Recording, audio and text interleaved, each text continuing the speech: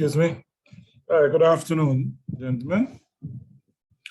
Good afternoon. Well, I'm just letting you know beforehand. I don't know what is happening. I'm having some internet issues, but we will soldier on. We won't be long today. There are just two topics I believe we have left.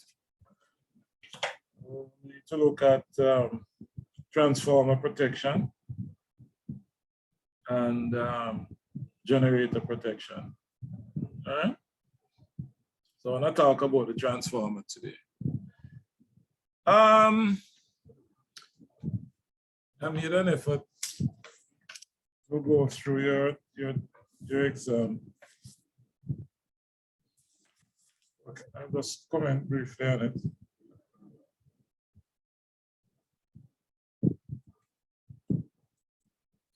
All right. So in terms of, let's start with question 1. I don't know if you have access to that. I just uploaded the information. But maybe I have it locked. Anyway, let's start with question 1. It seems obvious that me asking a theory question may have thrown you. I get the impression you weren't expecting something like that.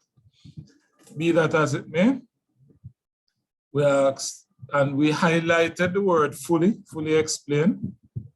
Some persons may have overlooked that, but I think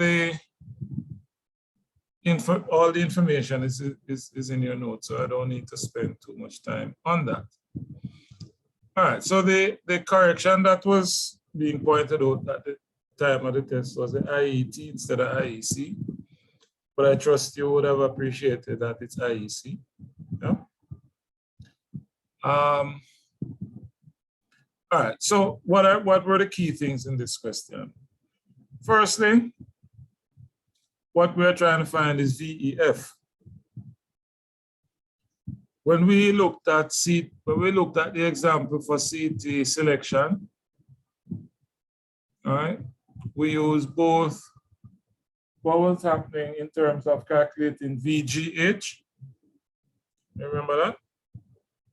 So we calculated VGH, but we could also use the excitation curves in order to find VEF.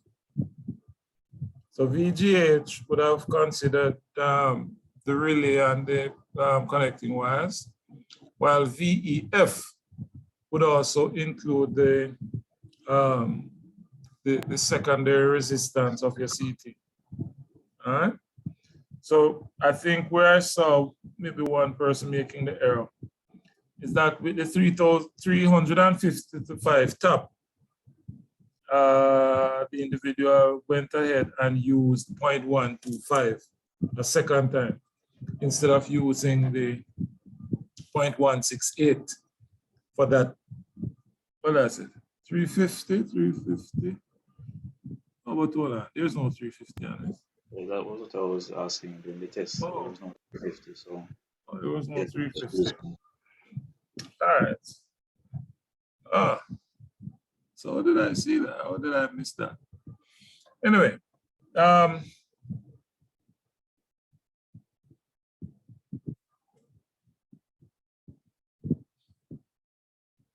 there is no 350.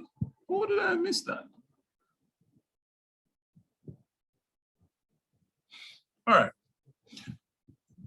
Well, for those who use the 300, oh, you know, hold on. That means I may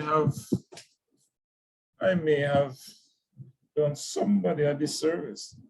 Let me just check my let's see.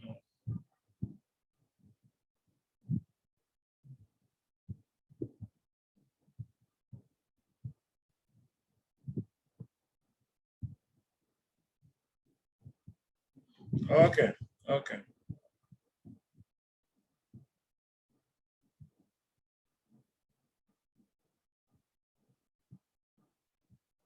All right.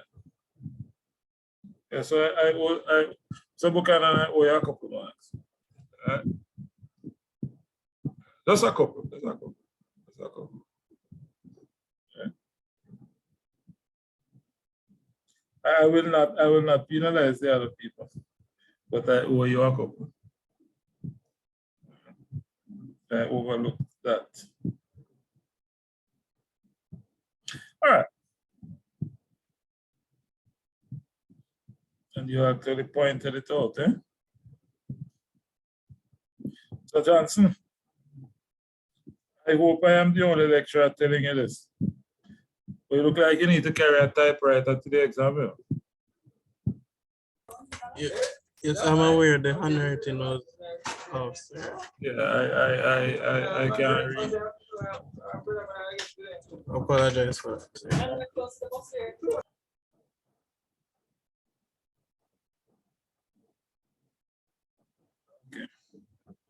All right. I'm going to be using ruled paper next time. Yeah, please. It is difficult to read. Okay, you hear me that nice one? I've been Air Foods today, sir. Okay.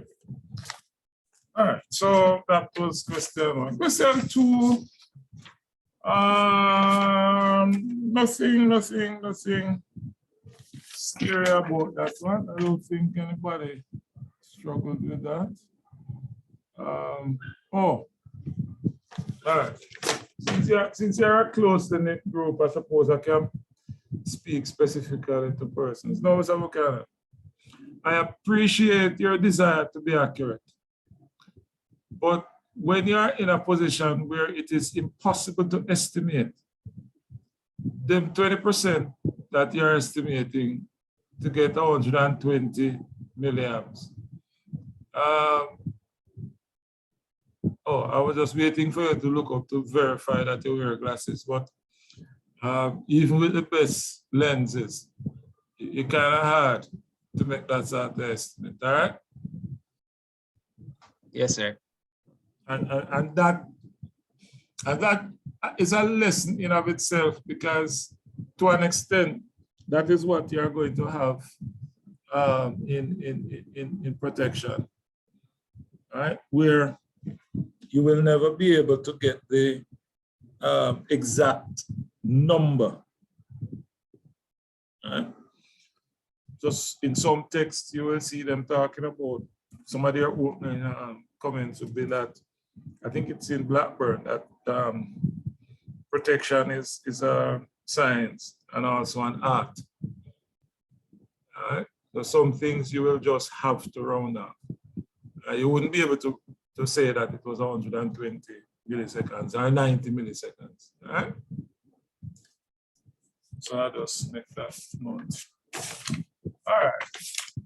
Question 3. Gentlemen, listen. When I say me highlight certain words, it's because it's important. So when I say explain, and I put explain in bold, I'm looking for more than the definition. All right. And note, I said more than the definition. So obviously the definition needs to be a part of the answer. So having defined it, for some of the scripts, I may have asked you, I may have put therefore. So you define it, but the question asks, how does it affect the operation of an electrical network? Right? So, keyword here. I think only one person really, well, you know, come to think of it. I didn't hold you to accountable with part B, because it talks about discussing the relative merits. There's a difference between listing and discussing. So some persons listed, some persons mentioned, some persons defined. Right? At this level, you know, we need to understand the difference between these. If I ask you to discuss, it means that you would have stated the particular merit or the particular benefit, and then speak to how that benefit impacts operation. All right. And the others, well, I don't think I need to go through that. With respect to the last one, I think most all of you got it. I can't recall. I think only one person put the VT over the CT and therefore got 6/5 instead of 5/6. I don't remember who it was, but one person did that. All right. But for the most part, everybody, I think, understood the question.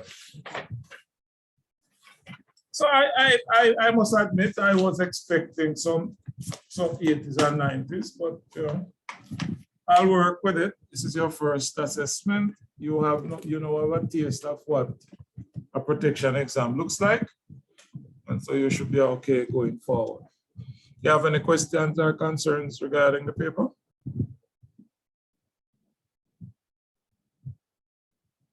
All right. So one of the things I picked up though is that, you know, I want you to, I know that the material is quite bulky. I will admit that. But it's important that for protection, you understand why you are doing what you're doing. Excuse me. All right.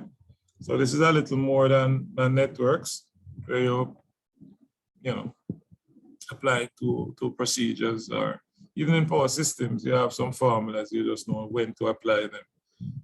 You really have to understand why you're doing what you're doing with protection. All right.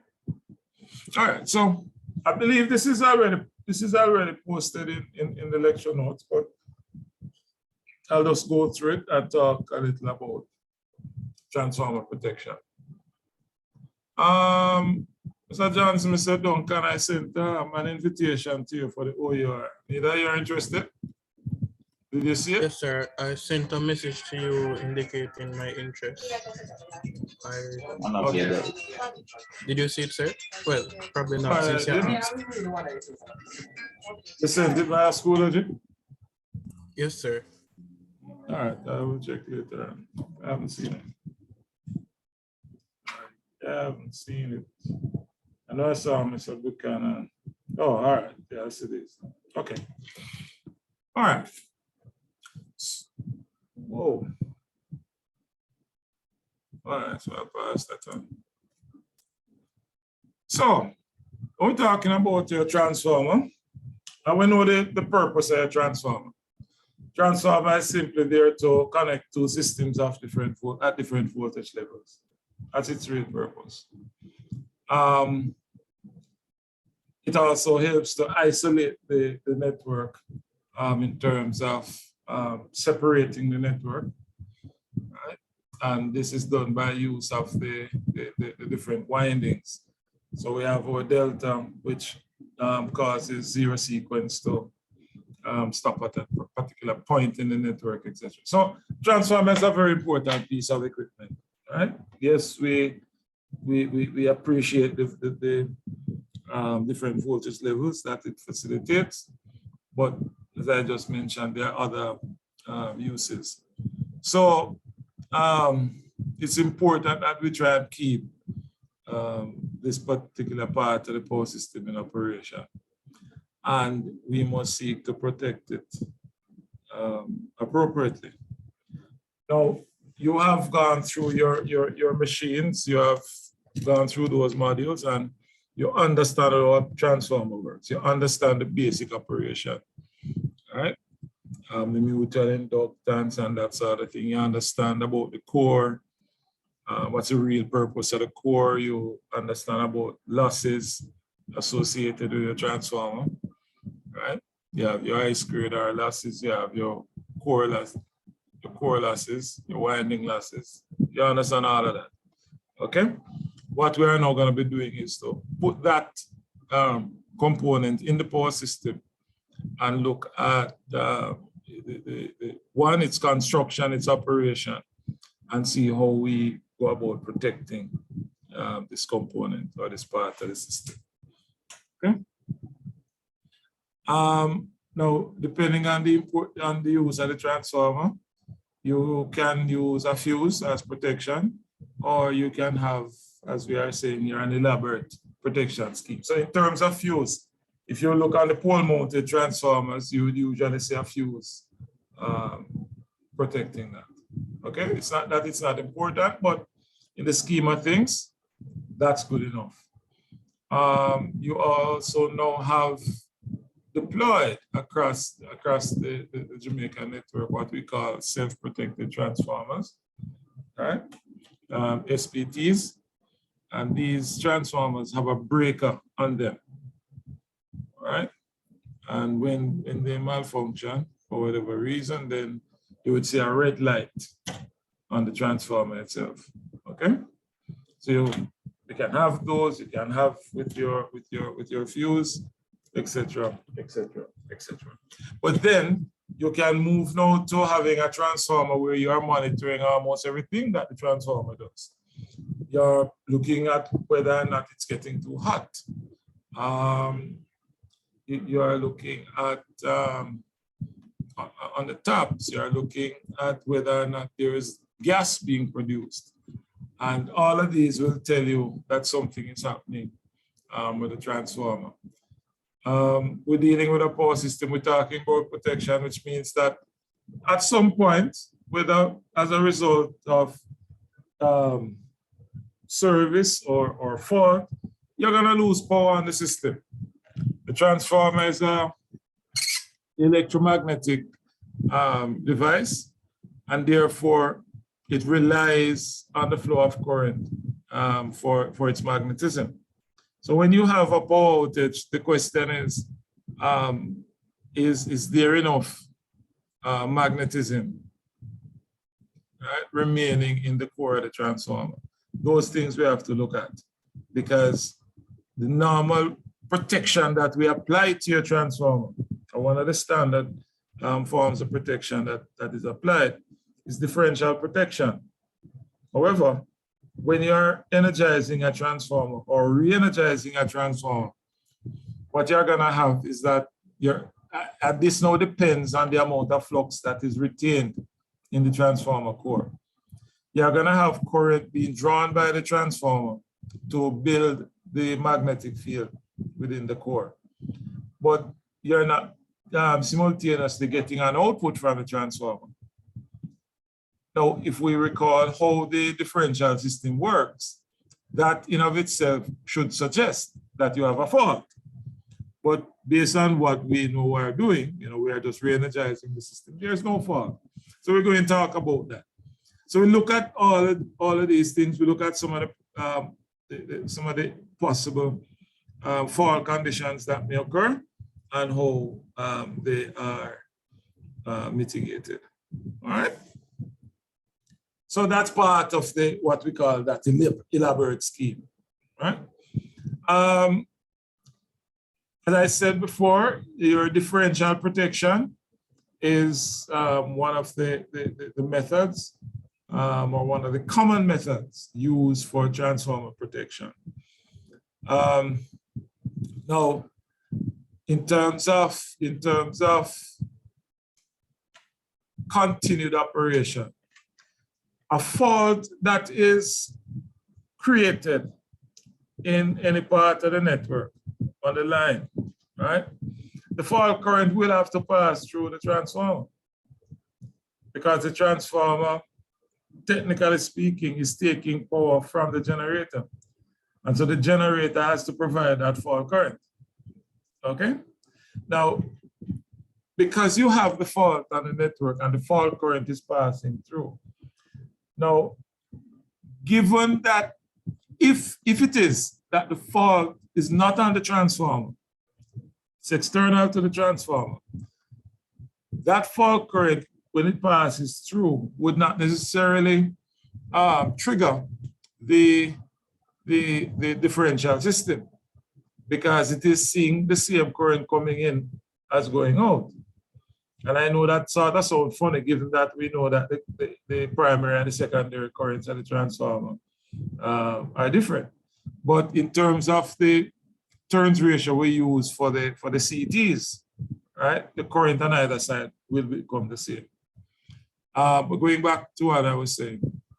Now, although you're having the fault current passing through the transformer and not tripping the differential system, which is there to protect the unit, you have to also take into consideration the impact that that high current is going to have on the transformer itself. So can the transformer handle the fault current? If it can't, we therefore have to find a way to protect it. So in addition to differential, we also have overcurrent protection for your transformer. All right.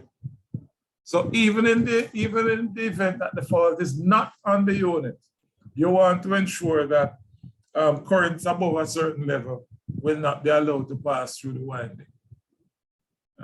Now, it may not be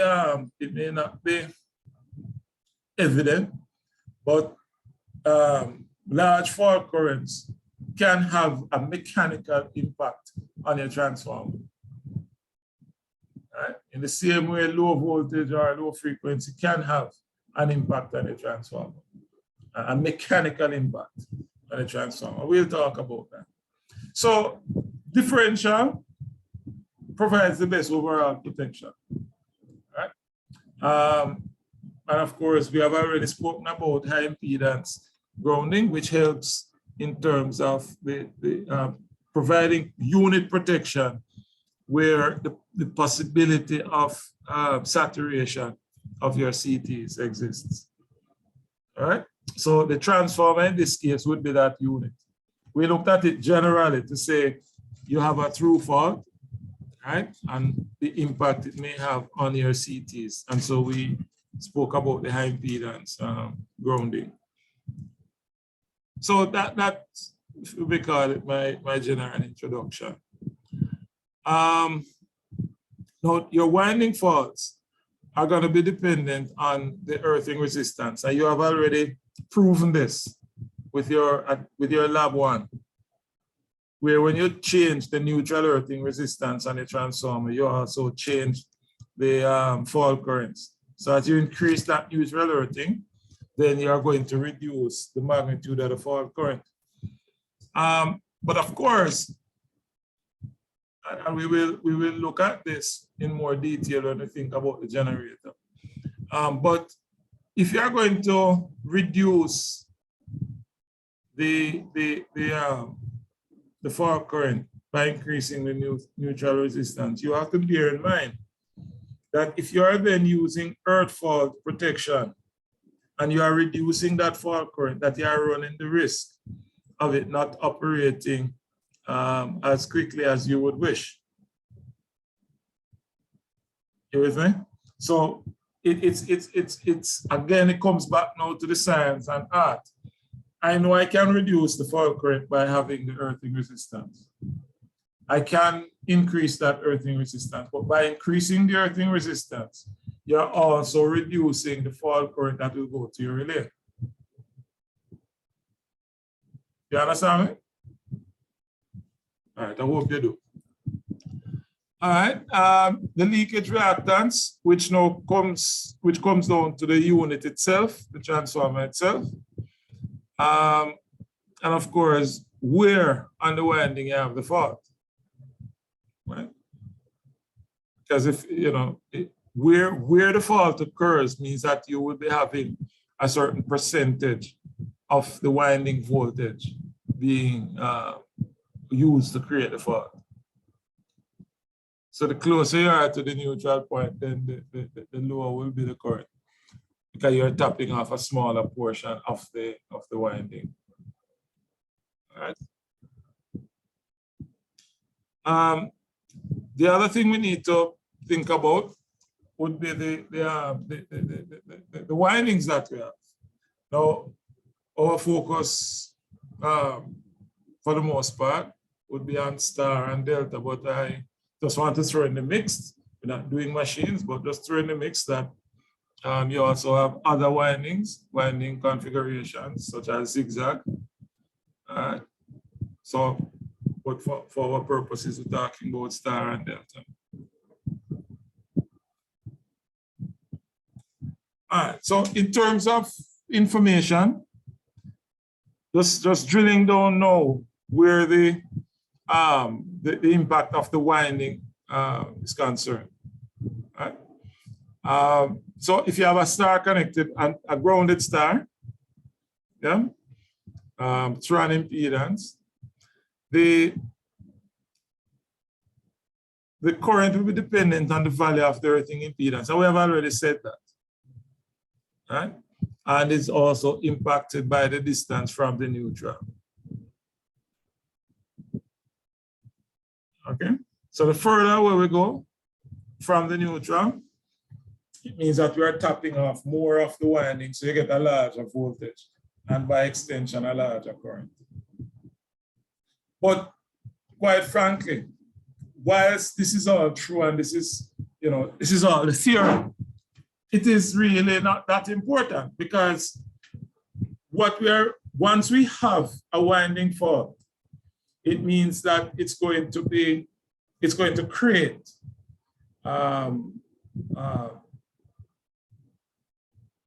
create a problem, for the transformer, and it's going to manifest itself depending, or the way in which it manifests itself will be dependent on the magnitude. So if I have a large winding fault or a significant winding fault, then yes, it's on the oil, but it's going to impact the oil differently from us having what we call insidious faults, meaning it's there and just gnawing away, like all the fox now at the grape, at the vine. All right.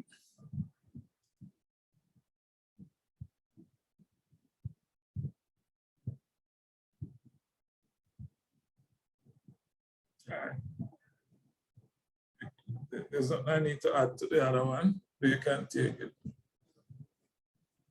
So in a sense, in summary, and the points we are making here, is that the faults are going to be impacted by the type of winding. Right? I'm not expecting you to try and figure out or try and recall what the individual impact will be. Right? That's not our purpose.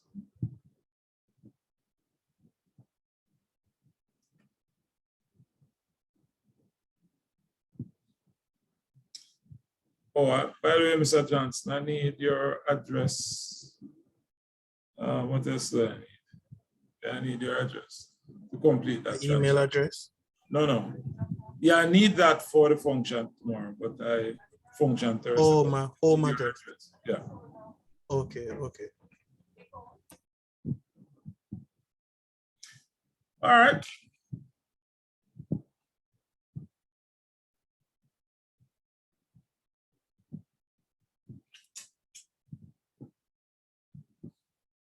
So this is basically what we're saying, is that the fault current is going to depend, for a winding fault, going to be dependent on where on the winding the fault occurs. Right? So we have our neutral point. Here we're showing it being tapped off in the middle. So that fault current would be less than if the fault was out here, because it means that you'd have tapped off a larger portion of the winding. Right? In terms of voltage. I know in terms of impedance, you're saying, well, you would have a larger impedance. That's true, but you'll be taking off more of the system voltage at that point. All right. All right. In terms of the information I gave you in that second bullet, right, regarding the primary current, that's what we are showing. So the distance of the fault from neutron,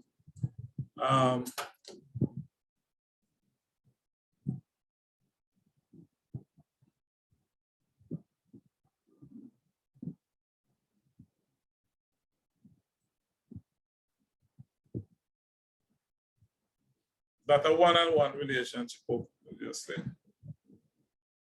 But as I said, the important thing is to note that the fault current is going to be impacted on where on the winding we're getting the problem being created. I think these are in the notes, so you can refer back to the notes for these. Okay. The second point we had made is that the leakage reactance, right, determines the fault current. And this now is quite different from the figure I just showed you. This is in relation to the primary current. In terms of the reactance, the leakage reactance. So if you recall, when we talk about a transformer, we give the leakage reactance, the X value, whether that 0.16 or that 0.2 per unit. That's what we're referring to here. Yeah.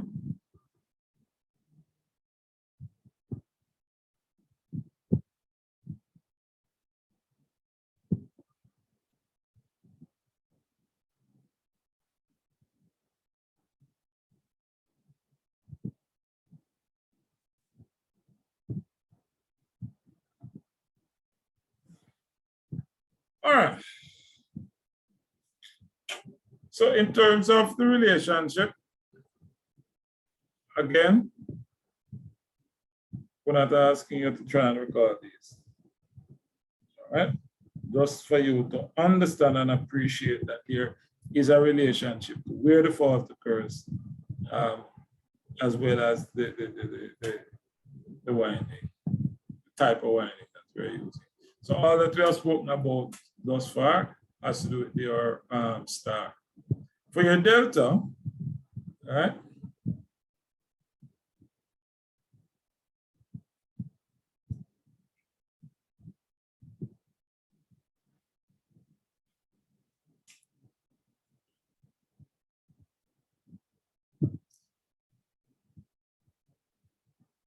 so in terms of the magnitude of the current, that is kept below your rated current value. Again, my focus here for the delta and the star is just for you to appreciate that there is a difference between the fault current depending on the type of winding that you're using. When we're looking at the use of star and delta in power systems, what we focused on is the impact it had on the zero sequence current. All right, that no zero sequence would move across the delta. What we are now saying is that we're now focusing on the magnitude to say that that will vary based on the type of winding that you're operating with.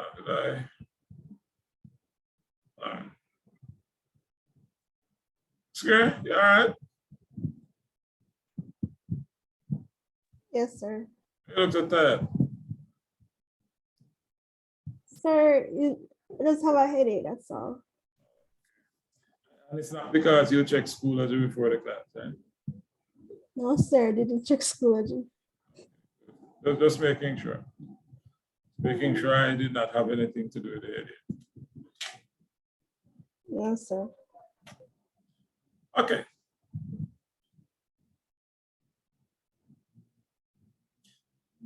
For obvious reasons, you will hardly have this occurring. But remember I said earlier that those through faults, if they are not properly managed, can have mechanical impacts on the transformer. Now, if we go back to the basic principles of transformer operation, you know you have a core, right? But that core, if just left as a big solid piece of metal, would increase your losses in terms of eddy currents, right? And so what is done, from what you would have known from high school, remember that thing with them about lamination? Right?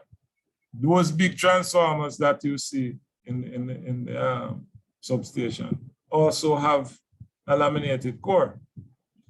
What is done is that, unlike the little transformers that you would pick up and have and see the laminations, which are then glued back together, for those transformers, the core is then bolted back together, right? So the core is bolted back together. So it's laminated but bolted. So if it is then exposed to all these external shocks, which although created electrically, have a mechanical impact, what you can end up doing is to loosen those core bolts. And it is in those circumstances that you're going to end up having winding faults. Because otherwise there are well, not really, but there are no moving parts in the transformer that we all know. Right? So there has to be that external factor which may cause the fault between phases. So more than likely that would be occurring outside. But be that as it may, should we have one inside, we need to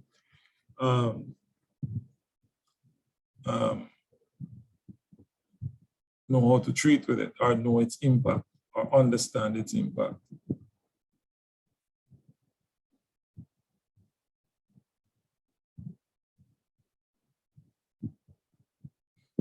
Right. Now, one of the, and it's almost every time I get to this point, I'm thinking that, you know, there are some modules that we have removed from our diet, which we may need to bring back. One of them is high voltage engineering, where you know, you get an appreciation for well, yeah, you get an appreciation for something that you would have been doing from first year when you were talking about dielectrics.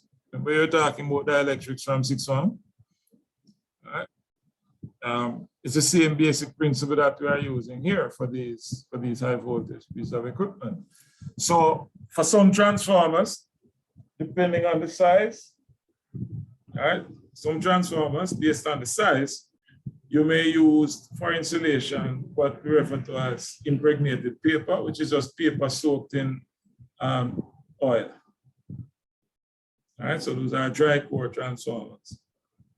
Right, so some transformers, you go and when you open it, all you see are the windings separated by some paper like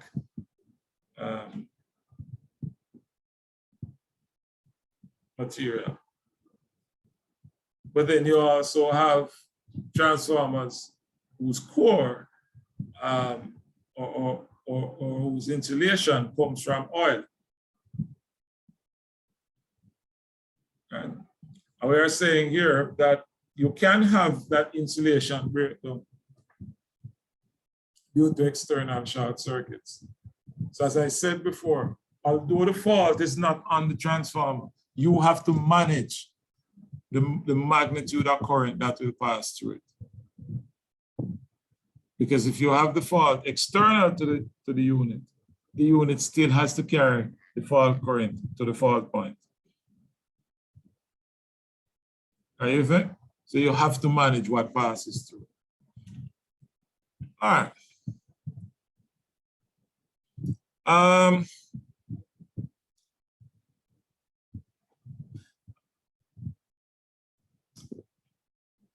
We talk about, well, again, this I use it here in terms of steep front-end impulse voltages. May come from lightning strikes. Now, we looked at transients. Yes. And we looked at the fact that depending on the connection at the load point, when you energize a line, that you at some point may have a doubling of the voltage. Remember when we did that? With all the reflection and refraction and all those things. Yes, sir. Now, what we did not speak about was the characteristic of the waves.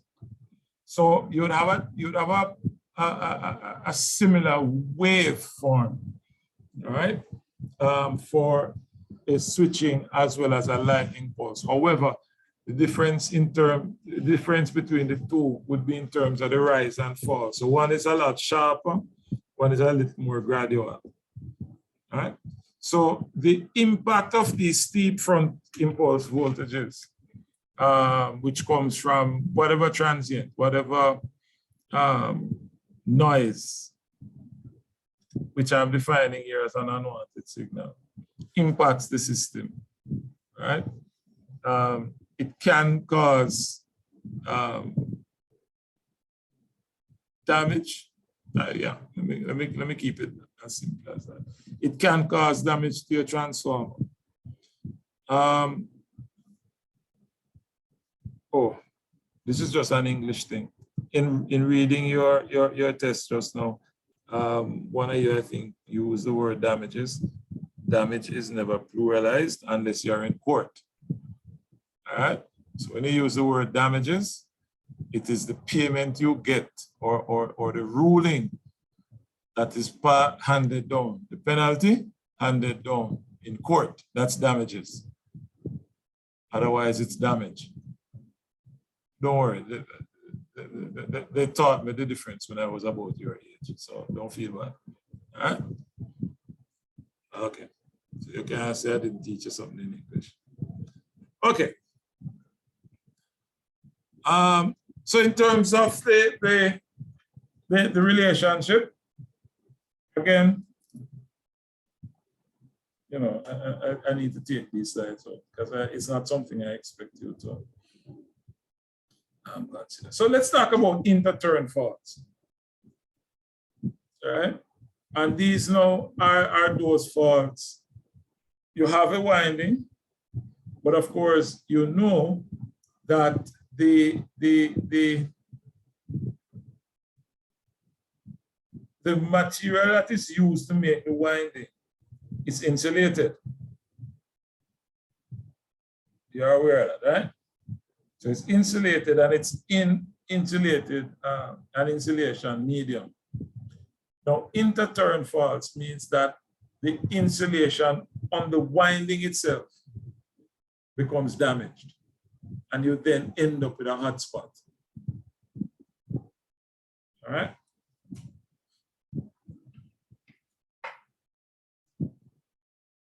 And I mentioned hotspot because hearing now is the danger with these interturn faults. Right? It may continue and just get more severe. Now, if you recall, when we spoke about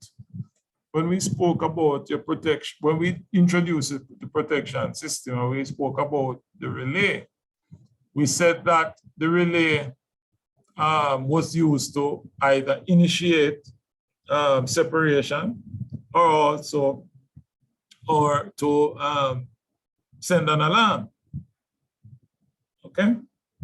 Now these faults are the type of faults that you want to send an alarm for, because they will start slowly, but if left unchecked, will escalate to big things. So you want to be able to manage these faults. And I know that Mr. Johnson have some exposure to the utility company. And when you go down to system control, sometimes you would wonder if these guys should really be getting paid, because it seems that if all they do is sit around and talk and chat for part, right? And watch a computer screen. Work kind of look boring, but the truth is, why it's so important is that you must be able to detect or pick up when little problems start to arise. Right? So you have to monitor the system.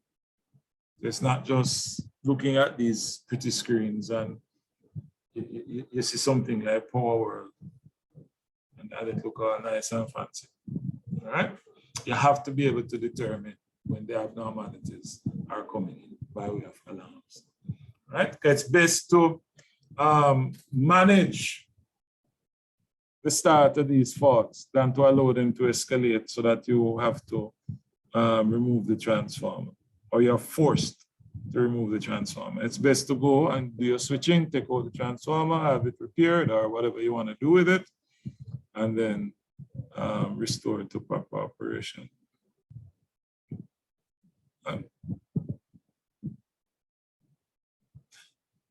So these faults, they are interturned, but they will not necessarily be reflected externally in terms of the currents flowing into the transformer. All right, and that's one of the reasons that they are really, really dangerous. But there's a way to detect them. All right. So in terms of issues, that may impact our transformer, overload.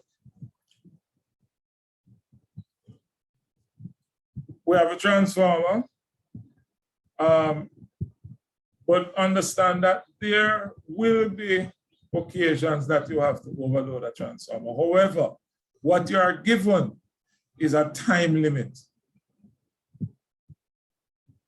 So you're not going to routinely overload the transformer. However, in operations such as switching, you might be doing some switching, you will have to overload a transformer.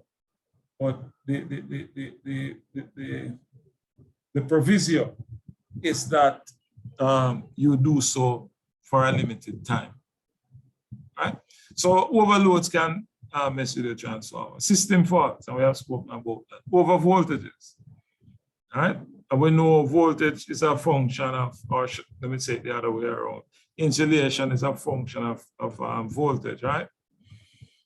Reduce system frequency. So let's just talk briefly about how each of these will impact the transformer. For your overload, it's going to cause increases in your copper loss. And therefore, you're going to get more heat being produced.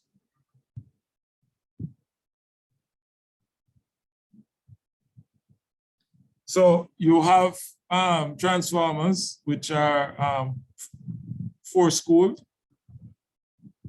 Right? So we have fans that are on the transformer or come as an accessory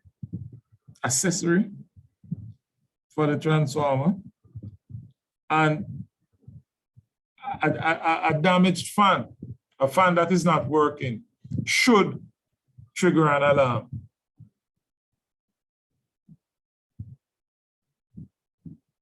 So you're going to monitor the temperature. So as I said, in terms of the overload, yes, you increase the copper loss. But at the same time, we are saying, even with this ill effect of the transformer, right, you can have an overload for a limited period of time.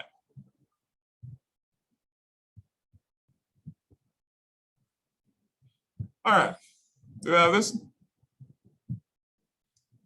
Okay.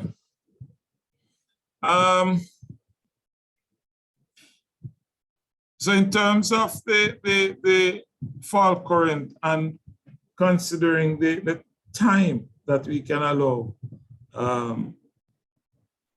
this to remain on the transformer. So these would be a leakage reactance values. In terms of the fault current, this is how long it can stay on a transformer. So what you would use this to determine is what sort of clearing time you would require for the transformer as part of your system. So interpretation, I have a transformer reactance of 7%, right? 0.07 per unit. And we are saying you have 15 times the fault current, the operating current, 15 times the rated current. Yes, they're saying that that should not be allowed to be on a transformer for more than 5 seconds.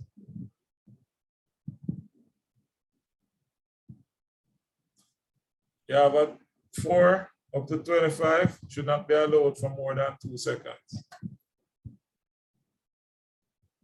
Right? Excuse me, sir. Yeah.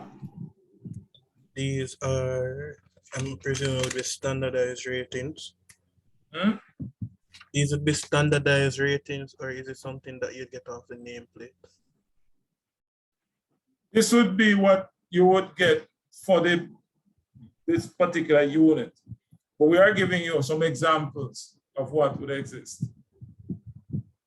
So you'll be able to pick this up from the data sheet from a transformer. Understood.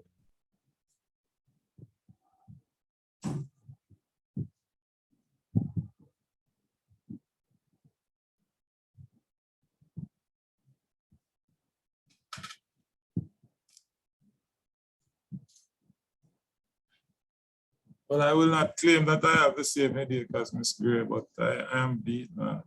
This has been my toughest semester in a few years. I don't know about you, but I want it finished fast, boy. Same. No, you mustn't agree with me. You're a student, you can't be tired.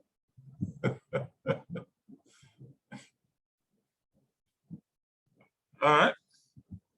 I'm tired. How much weeks we have left? 2 weeks after this? When is your project due, by the way? Is next week? The 8th, sir. Huh? The 8th. The 8th, yeah, next week.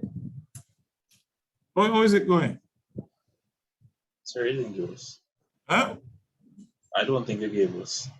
That when they are wonder too. So, We check school and chat at times, I not seen it, so Well, it's in the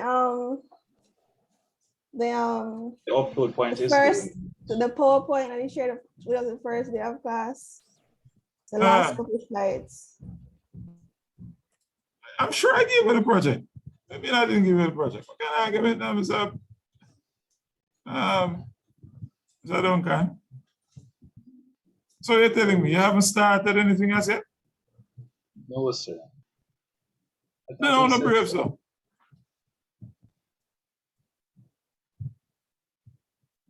No, but you don't want to have that messing with your major project, you know, and your preparation for your exams. Anyway, it's one group, right? So I suppose you know you're up to. Right. But I'm sure I gave you one. If you understood the lab exercises, then the project shouldn't be a problem. Because it's really a follow-up from what you did in Power Systems. Right, Ms. Green, for those who have read it. Yes, sir. Things are follow up from the first lab that we did. Yeah, man. All right, cool. So now we clear that up. And I'm not shifting the date, if that is what you're hoping. All right, I know that's what you were working at, but sorry. Okay, so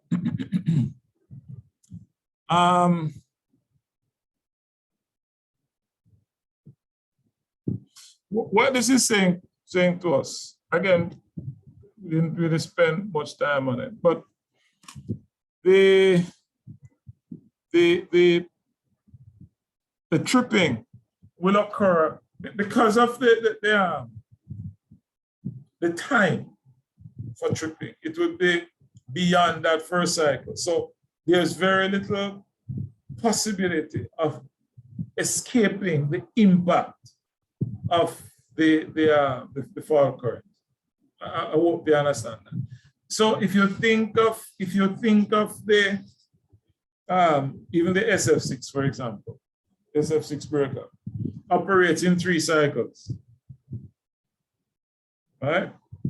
60 seconds. Good. With that, because the fault current would be there for at least 2 cycles, it means that the full effect cannot be averted. So whether you like it or not, and regardless of the speed of operation of your protection system, the transformer will be exposed to high mechanical stresses from these fault currents. That's the point we're making here. All right. So it means that you then have to just manage, right, the stress that it will be exposed to. It's like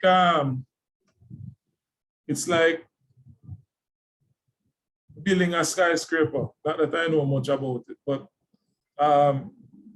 if you're building a skyscraper in an area that is susceptible to earthquakes, you're going to build it so that when the earthquake hit, the skyscraper actually move. So you can't get away from it being exposed to the shocks. But what you do is to build it in such a way that it moves with the earth movements. Yep. So that one is not something that you would be able to mitigate against from a design, meaning a protection system design perspective. All right, but that would have been taken into consideration in the design of the transformer itself.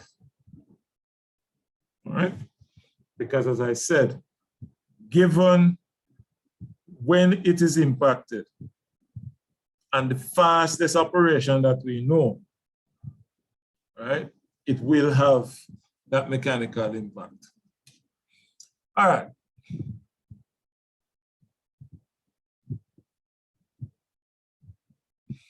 All right, next, for your over voltages, you have over voltage due to transient surges, and you have post frequency voltage. So we can have basically what we're talking about here is over voltage as a result of whether switching or lightning, right? Or over voltage just because the system is operating at higher voltages than expected. So for those who may have to consider the whole operation of taps, for whatever reason they may need to consider it, they would have to appreciate the fact that one of the benefits of the tap changers is to, well, I mean, it has already been said, it's to regulate the voltage, keep the voltage within spec. All right, so I want to keep it within that 5%. All right.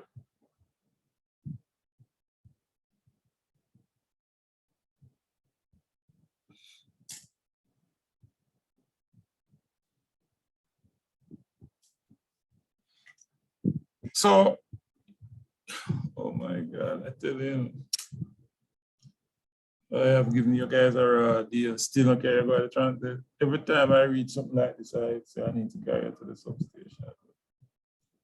I'm sorry, students. I shouldn't even tell you this, but yeah, I'm carrying 2 major offices at work. All right. So I am your dean and your vice dean at the same time. I don't know. I suppose I should just try and go for the Trinity, but anyway. So a lot of things just keep falling by the wayside. But don't worry, I am committed to getting it done before, because I want to put a sort of sheet over all that you have been doing. I find that when you're going to the substation, usually I would carry you there before, make you a little confused, then carry you in class, teach you, and then carry you back. And it would make a lot more sense. This time we just go there. Yeah, I need to talk to Mr. Lee about that. Anyway, so at the top of your transformers, you would find the lightning arresters. And these are there not just for basic protection, but to prevent these over voltages that we are talking about. Because although it is not visible, it does create significant vibrations for your transformer, and can therefore disrupt core bolts and that sort of thing, right? Which then lead to all sorts of winding faults.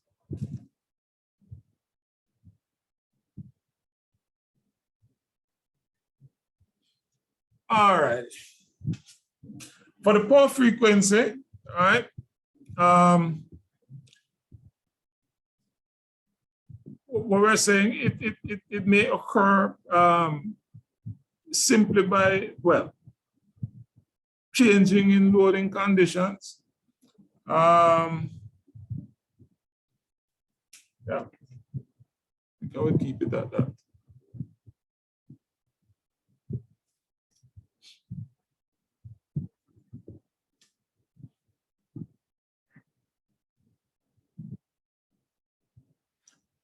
Now,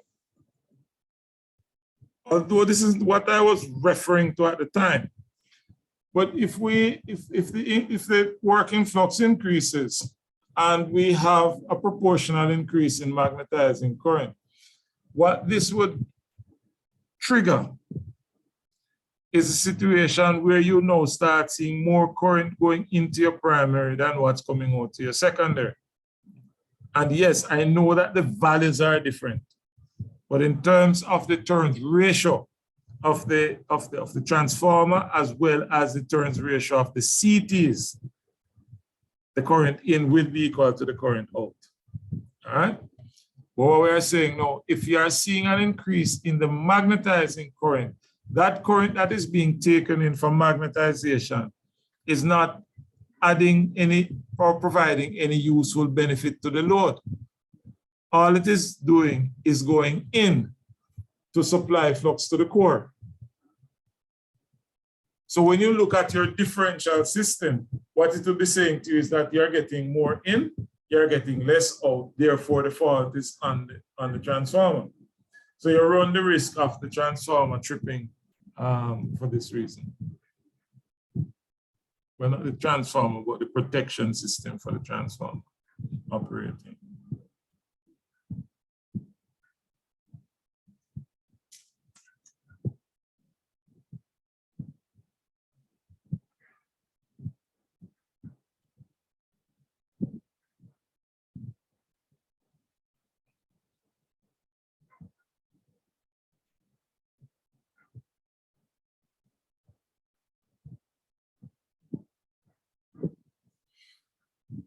All righty then.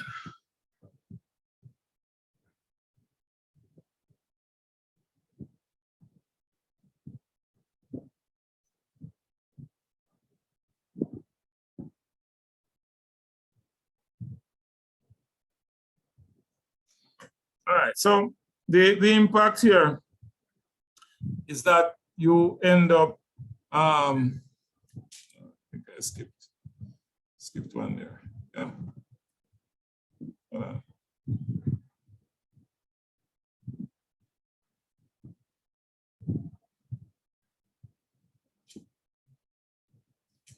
All right, so we spoke about the over voltages, yep, the impact of the magnetizing current. And then the last point we have there.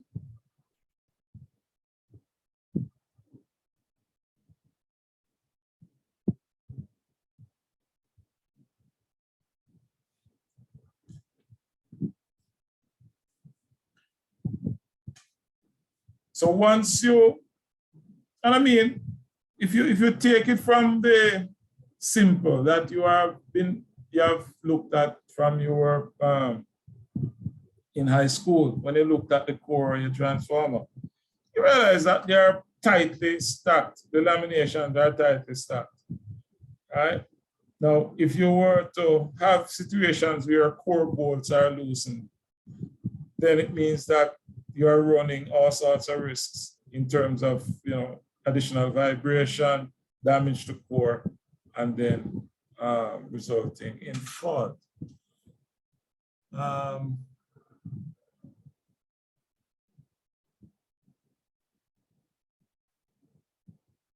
Okay.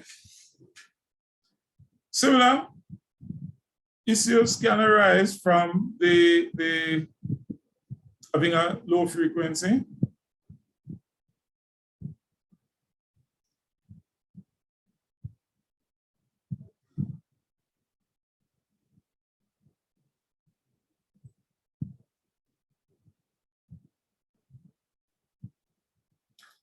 This summary statement is suggesting to us not that high frequency and high voltage is okay. What we are saying is that because low frequency negatively impacts the transformer, what you are getting is a worse scenario if you are gonna have the low frequency and the high voltage. So the high voltage affects it. Low frequency affects it. It is better to have the high voltage with the high frequency, but not the other way around, meaning high voltage with low frequency.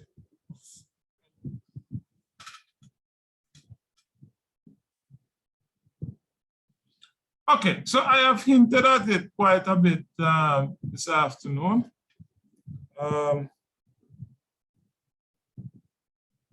So let's talk now about differential protection for your transformer, and just look at some key things. So we mentioned before that differential protection provides the best overall protection for your transformer. All right. But if we think about the differential system, we're talking about equality between input and output. That's how it operates. And if there's a deviation, then we know that the fault is on the protected unit. But the transformer is kind of unique. Yeah? I mean, I've given you quite a few of the answers already since this evening. But I want to now put them in context of the differential. Right? So we understand how a differential system works.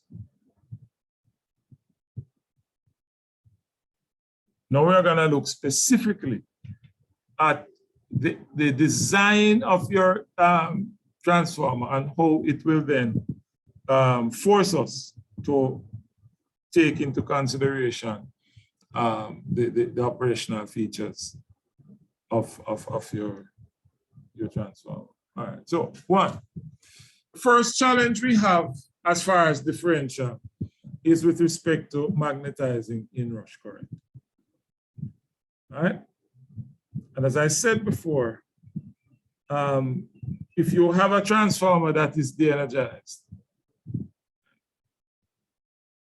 once you re-energize the transformer, there's going to be a certain current coming in the input, but there won't be a commensurate output current. All right, just excuse me a sec, please. I will be back in a minute. All right, so as I said, magnetizing inrush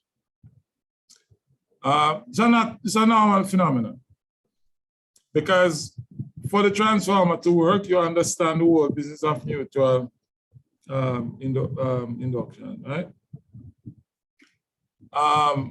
You have to create that magnetism within the core in order to get the output at your secondary, okay? But at the time of energizing the transformer, all the current that is taken in will be used for magnetization purposes. So you won't get a commensurate output. So the differential system, based on its construction or design, would see that as a fault because there's current coming into the transformer, but there's nothing going out to the load. All right? So how do we treat with that? We treat with that.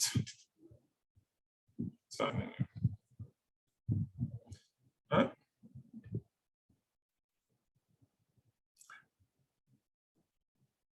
Well, before we deal with the treatment, are you familiar with the hysteresis loop? I know it is formed.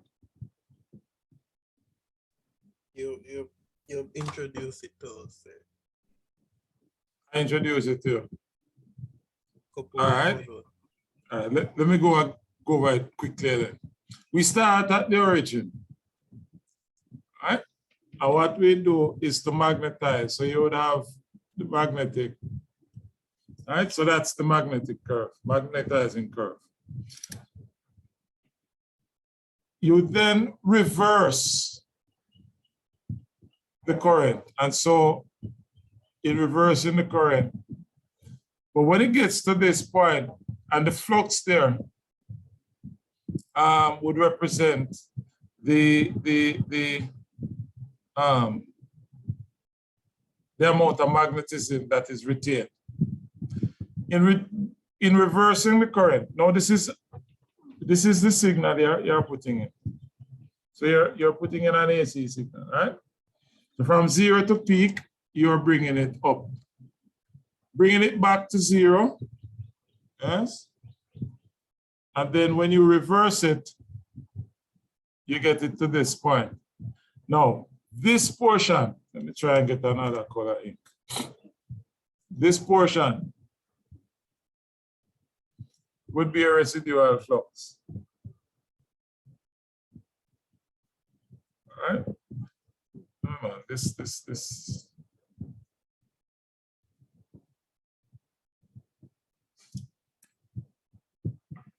I don't like how this one's there. Because the width is supposed to tell you the remnant flux. So it looks like this one has it on the wrong axis. Current is normally on the vertical axis. Anyway. So the width tells you the amount of flux that is retained. Right? And the length, why do I feel confused? Do I sound confused? Maybe I shouldn't have drank any water. The width is supposed to give you the coercive force, and that is the amount of flux, that is the amount of current applied in the reverse direction to wipe out the flux, right, to bring the flux to 0. All right. But anyway, the bottom line is, in the cycles of magnetism, you magnetize by increasing the current, right? And you saturate here. Right? Then you reverse the current. Right? You reverse the current. And this now gives you the width, therefore gives you the amount of residual flux. In bringing this to reversing the flux, yes, that's the amount of current required to reverse the flux. And you continue there. And then when you go back up, oops, sorry, you're increasing. All right, so this gives you the full cycle. So this is what you're doing. You enter, that is the maximum. You reverse it down here, right? And then you increase again. So there are 4 cycles. Increase, reverse, increase in the negative, which is when it comes to this point, and then increase again. All right, so it comes to this point, and then the cycle starts again. All right. So what this does is say to us that the wider the curve, it is telling us that it is retaining more magnetism. The longer the curve, it is telling us the coercive force. So what you want in the core material for your transformer is that it is easily magnetized, easily demagnetized, but you also want it to retain as much of its flux as possible. So in other words, you don't want, the more energy you use to demagnetize it, it's going to be using more and creating more core losses. So you want to use less energy to remove the magnetism, all right? Now, what in showing this, what we are saying is that that magnetic cycle has to occur within the core before you start seeing an output. But to do this, you require input. And that's the magnetic inrush, because it is coming into the transformer for the sole purpose of creating the magnetism. All right. Now, to mitigate against this, all right,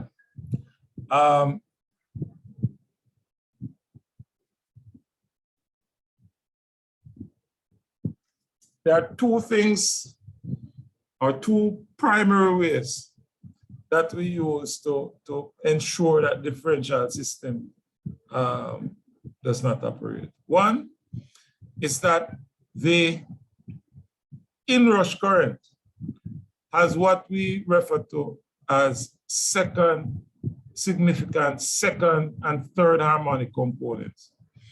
All right, so this is what you would now go back to. Remember this thing, huh? I know you have forgotten it already, but it's all right. Huh? And there was a topic we did called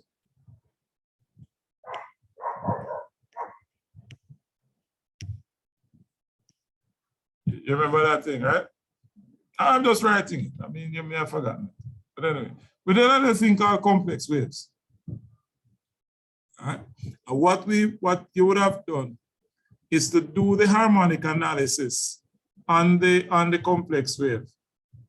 And you would find that the second harmonic and the third harmonic in a magnetic inrush wave is much higher than a normal primary current. So because we are able to make that determination,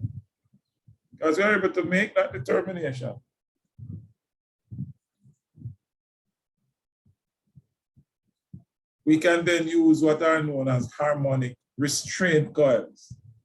So once the system detects these harmonics, all right? Once the system detects these harmonics, then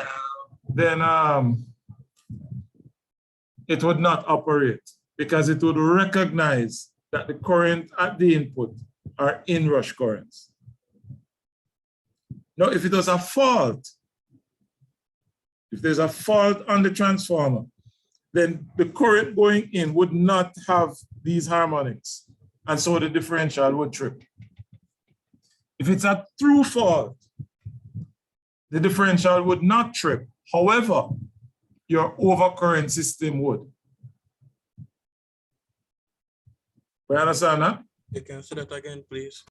All right, so the three scenarios. One, if it's inrush, then you will have the second and the third harmonic components.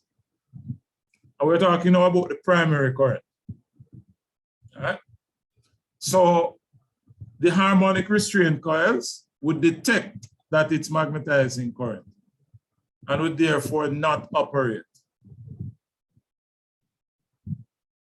So that's one. 2, if it's an internal fault, then the presence of the second and third harmonic currents would not be there. And so it would operate. 3, if it's a through fault, meaning the current is only passing through the transformer, then the differential will not operate because the current coming into the transformer would be equal to the current leaving the transformer. However, that through fault would be managed by the overcurrent system on the transformer. So you're going to limit the magnitude of the current that can pass through your transformer. That's what we're saying. All right? So we have dealt with inrush. Now, the other method, and I mean, I put this in because it was what I did in my my master's degree, which is that instead of using the harmonic restraints, we then use wavelet transform, which is quite similar to Fourier analysis. Because you know, of course, that the harmonic analysis is really based on Fourier. Yeah, Fourier analysis. But the wavelet analysis is the same principle. However, the term wavelet just means little wave. And what you would, you have this toolbox. You have a wavelet toolbox in MATLAB that you can then use to determine whether or not the current seen going into the transformer is fault or inrush. All right, so the wavelet is just, you know, a more, for use of a better word, a more refined method of determining or identifying the type of waveform. All right? Excuse me, sir. Yes. So is it that then the harmonic restraint coils, if that's the correct name, would no longer be used in this? For the wavelet, you would then, remember what you're trying to do is to determine which input current, which primary current is a fault current. That's your key focus. So in terms of the wavelets, these would be defined for different types of operation. So if it is regular inrush, certain wavelets would define inrush current. If it's a fault current, certain wavelets would define that. So when you see the wavelets, then you would have restraint. But we wouldn't then call it harmonic restraint because it is not doing it based on the second and third harmonics. So you are using the restraint mechanism based on the wavelet analysis. I don't know if that makes it any clearer. So I would only call it harmonic restraints if I'm detecting harmonics and then using that information to make my decision. For the wavelets help you to identify individual waves. So it identifies this input as inrush. It identifies another one as regular input current, or it identifies it as a fault current.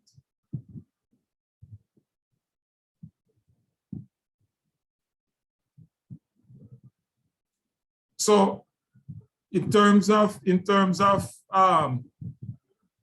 inrush, this is what it would look like. Right? And if you were to do the harmonic analysis on that, what we are saying is that you would see the second and third harmonics as being more pronounced than the regular input current.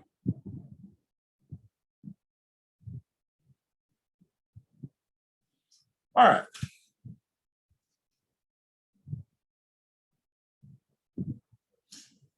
So the first thing we looked at was inrush in terms of the design of your transformer and how it affects differential. The next one, different voltage levels. Because that's what a transformer does. It connects systems of different voltages.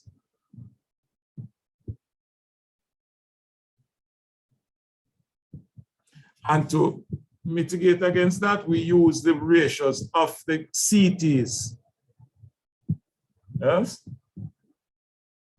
To produce the same currents on either side. All right? So if we have a transformer S, the CT ratios are chosen such that on the low voltage side and on the high voltage side. So if we have a given rating S MVA on the low voltage side and on the high voltage side, those are the currents.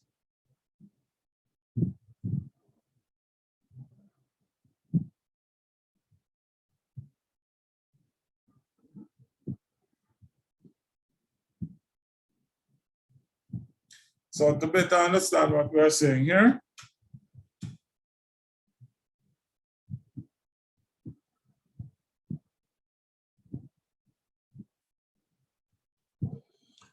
we have a 13869 kV transformer and the MVA rating is 50. Okay? So the current on the high voltage side would be 50 over root 3, 138. So we get 209 amperes.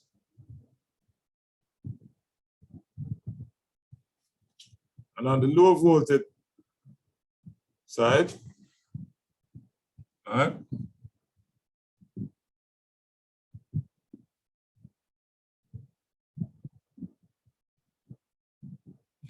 on the low voltage side, we get 480, which is expected.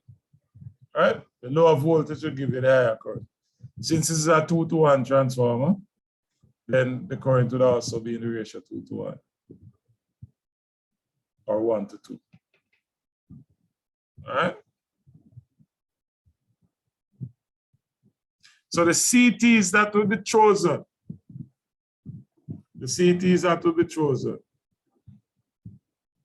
will be twice. So we get the same 4.18 on either side.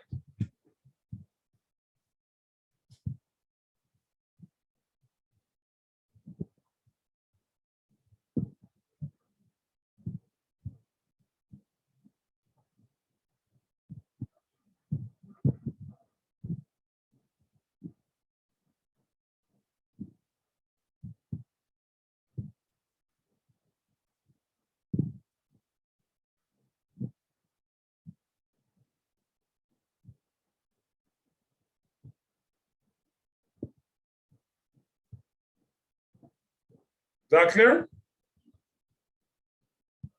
So, you finish with that? Yes, sir.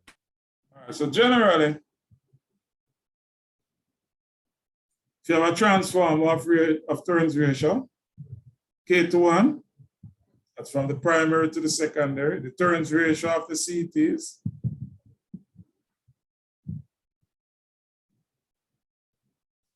on the primary to the N over K to 1, and on the secondary, N to 1.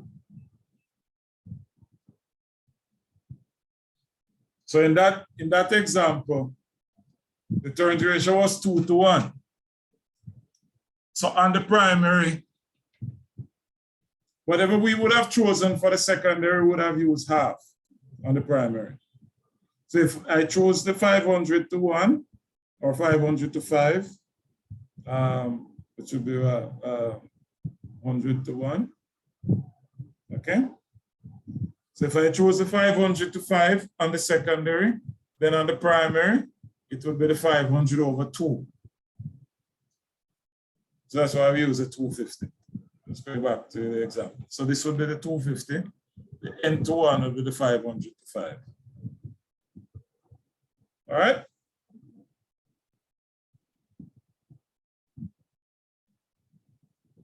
So that's the second issue.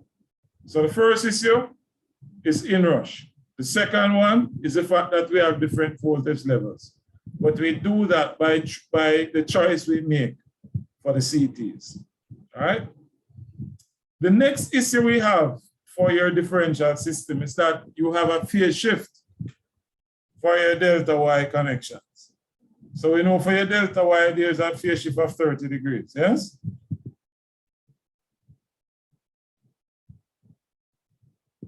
What we do is to reverse the connection of the CTs.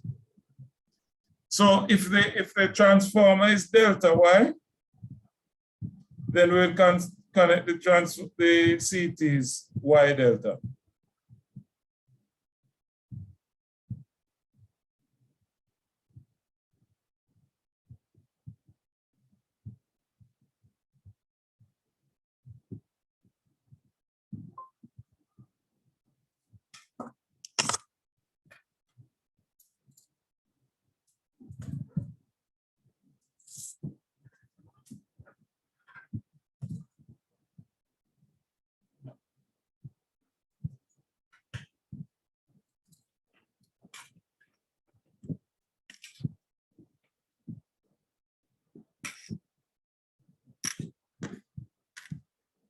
All right. So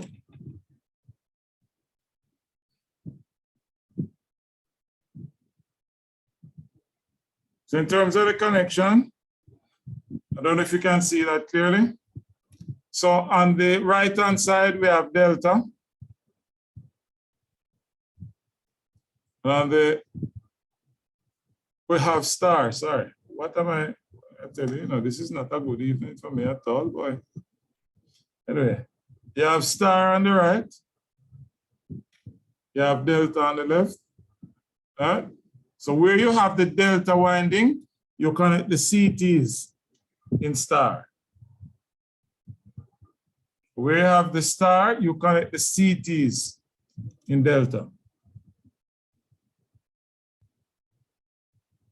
All right?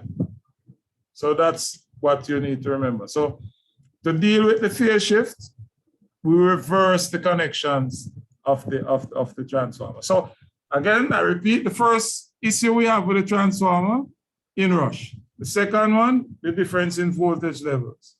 The third one is the star delta phase shift. All right?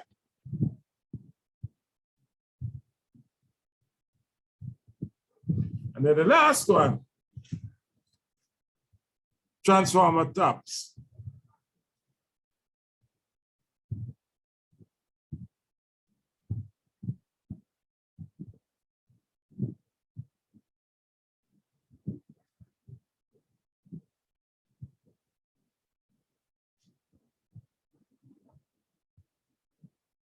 Now, I showed you there, right? In the figure, I didn't highlight it, but there were some, you saw some little circles just about the relay. Those were bias coils. What we're saying, if you're using taps,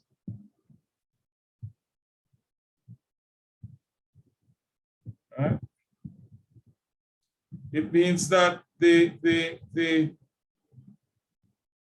differential system would operate in such a way that it would facilitate the deviation based on the tap voltages or the tap settings.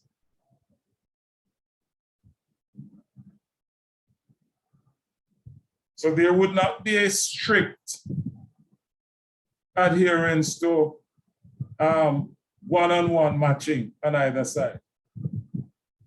You would have the bias coils which would allow that variation about the mean voltage.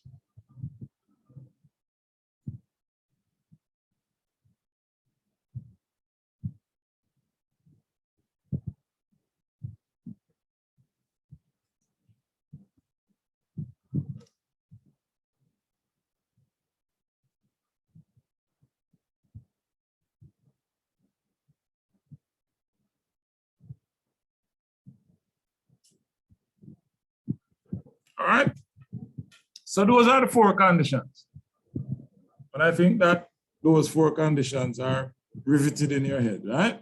We don't have a problem with them, right? Good. Okay. Now, we mentioned them earlier, but didn't speak to it much.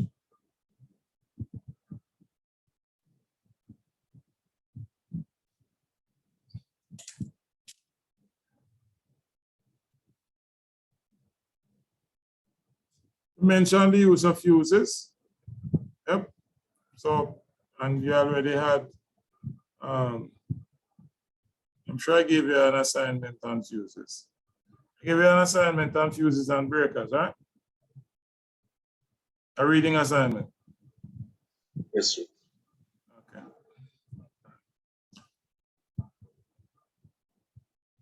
So for your distribution transformer, there's some information here. In terms of the rating, the sort of full load current that we're dealing with, rated current and the operating times, right, at 3 times the ratings. The thing you need to remember, what I want you to appreciate is the fact that this sort of data is available. All right? And then lastly, this evening, low oil.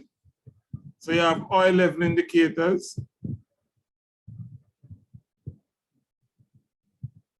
So if there's somehow a leak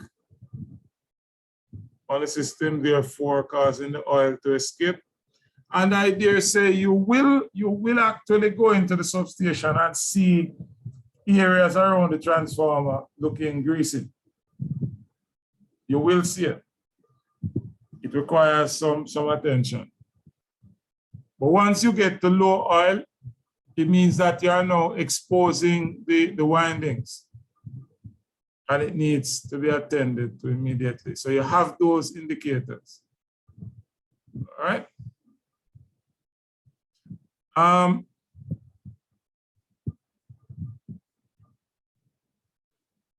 I mentioned earlier the whole business of the interturn faults, but I didn't really speak to the how we treat with that.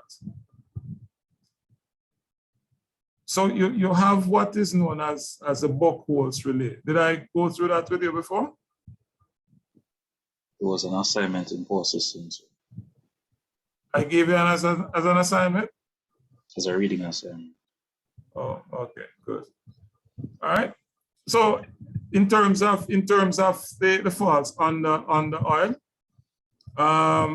they are going to cause the oil, technically speaking, to boil, therefore producing gases. And once the gas rises, then it will remove that cushion below the ball in your buckholes relay. All right, and your buckholes relay have different settings. So the ball drops slightly, it sends an alarm. And it continues to escalate the further down it goes until it gets to a point where it will trick the transformer. All right, but at least it gives you an opportunity to remove the transformer from fault, from service. You can bring in a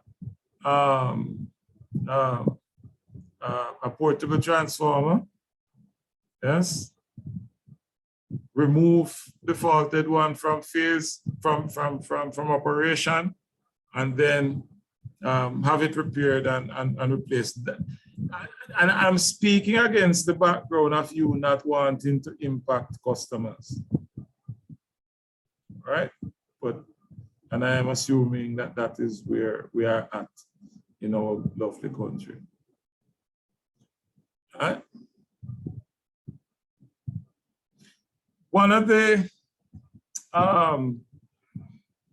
there's a project that was being done some years ago by Mr. Sinclair, where what they did was to use transformer oil to determine whether or not there were faults within the transformer. So because if there is a fault, it would create these hydrocarbons. Yeah. It means that you will start the color of the oil will begin to change. So on the transformer, there's a little, for use of a better word, there's a little pipe at the side where you can release some of the oil for testing. And that is a test that is done quite regularly as part of the maintenance process, to release the oil and look at it to determine whether or not you're having any fault occurring. Okay, so you have already looked at the buckles, so I don't need to address that tonight. All right. Okay. Yeah, that's it. That's it for tonight. Can't wake up now, Miss Gray. Why am I harassing you, Miss Gray? You can report the lecturer, but report him to the dean, yeah?